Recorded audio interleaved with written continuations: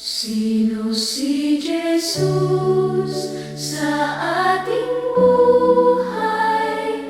Kaliwanang lumuluha, kayamanan ng mahirap, kataasan ng mababa, pinalaya ang bilanggo, kagalakan ng puso ko.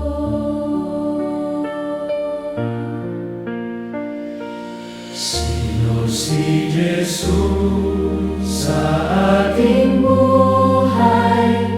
Kalakasan ng mahina, liwanag ng mga bulag, pagpapagaling sa may karamdaman, buhay ng mga patay, pag-asa ng walang buhay.